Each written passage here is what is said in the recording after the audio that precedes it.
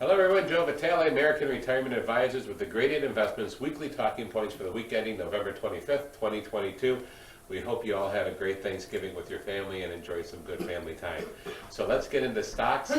U.S. markets rose last week with the S&P 500 rising 1.56%. The Russell 2000 added 1.07% and the NASDAQ increased 0.73%. Now overseas, the developed markets, which is the EFA, gained 2.16%. While the emerging markets eased 0.09%.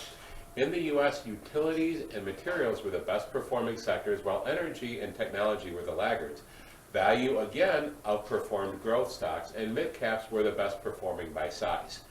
Let's talk about fixed income. The benchmark 10-year Treasury ended the week with a 3.68% yield, down 14 basis points.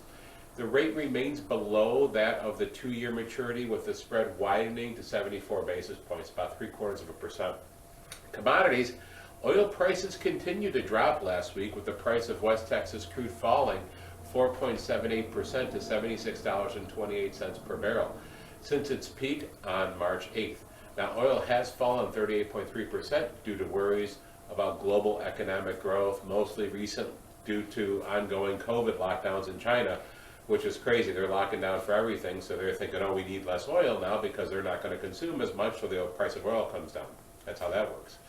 So note, the price of oil was $75.21 per barrel at the end of last year.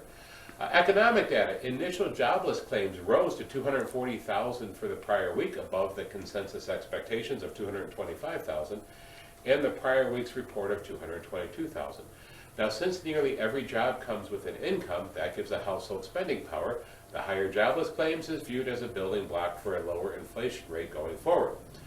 Consumer sentiment beat consensus expectations with a read of 56.8 versus 55 anticipated, and rising inflation, which has been the central factor behind this year's weaknesses, eased a bit in November. Which is why it kind of rallied. The 1 year ahead expected inflation rate declined during the month and is down 4.9%, and the 5-year expectations is down to 3%. Let's hope so, right? That's where we're going.